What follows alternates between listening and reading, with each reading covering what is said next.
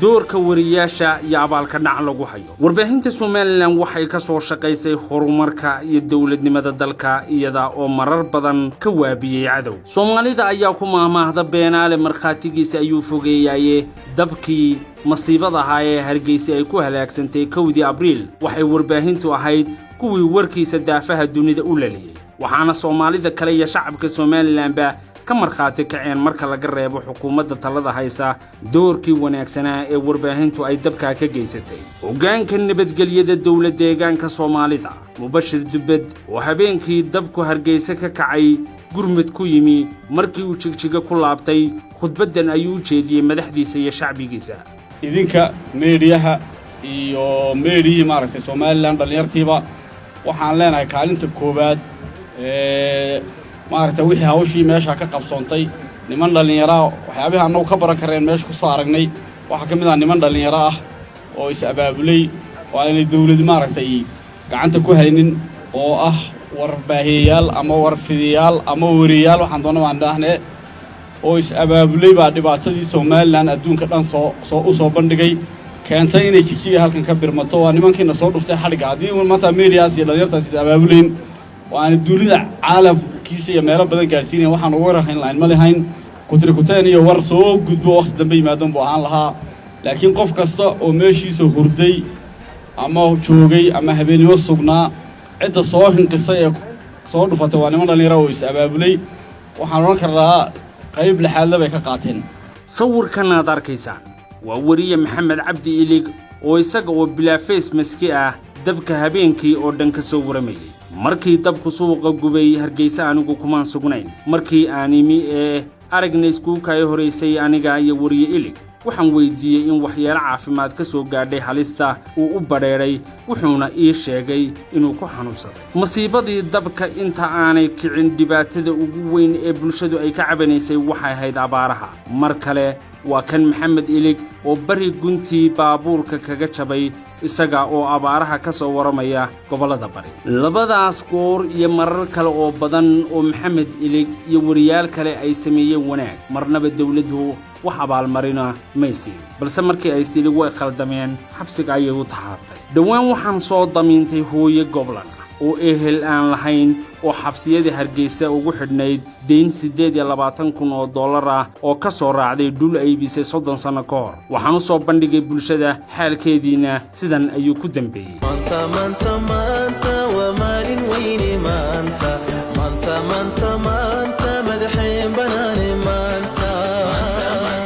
maanta aad iyo aad u faraxsanahay anoo halka joogo aad iyo aad u faraxsan ummadda Soomaaliyeed ee muslimiinta waxay soo diray aad iyo aad ugu ducaynayaa waxaan ka bixinay guud ahaan $28,000 waxaana gacanta ka guddoonsiinay $2,000 oo kale hooyadaas dawladdu $1 ugu meedeeqin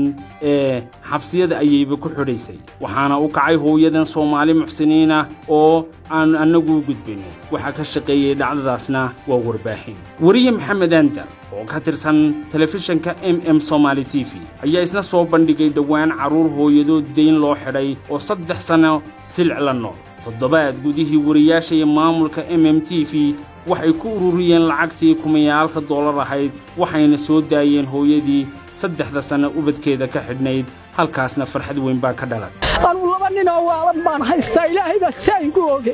waxaan u kariyay iyo waxa siiyo midna uma hayo maxaa loola hadlay nimanka baayay sarkaa dhargay maxaa loola hadlay loo oran waayay war naga jabiya wuxuun bulsha TV ayaa muddo yar ka hor baahisay hooyo ka ilmaysay sixir barar iyo nolol adeeg markiiba gurmad ayaa loo fidiyay toddobaadkii tagay waxaan soo bandhigay baafinaan ku raadinaya oday waayeela oo u dhashay Soomaaliya oo shil uu galay dartii dhakhtarka Hargeysa u yaalay in ka badan bil waxaan baahiyay muuqaalkii baafinta ahaa ehelkiisii ayaana daawaday waxay ka daawadeen warbaahinta waxa ay dabeetay yimaadeen magaalada Hargeysa caawa ayaan sii macasalaameeyay oo bari subax ayaa Muqdisho loo qaadayaa sidaas ayaana odaygii uu ku helay ehelkiisii oo odaygii dayaca halkaas u jiifay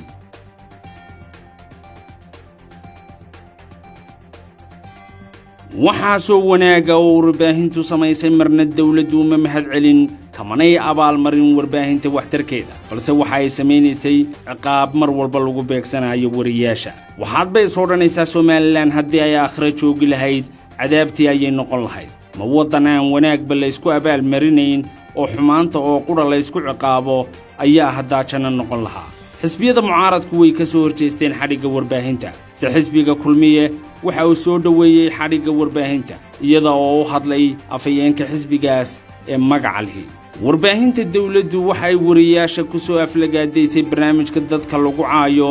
ee faallada warka ay ula baxeen taasina waa godob kale ugu dambeyntii madaxweynaha iyo xukuumaddiisa waxaan ku carinayaa qalbigiinu wax ma cafiya oo nabad iyo jacayl ma abuuraa car inta aad soo daysaan wariyaasha uga marakaca doorkooda wanaagsan oo ku abaalmaraya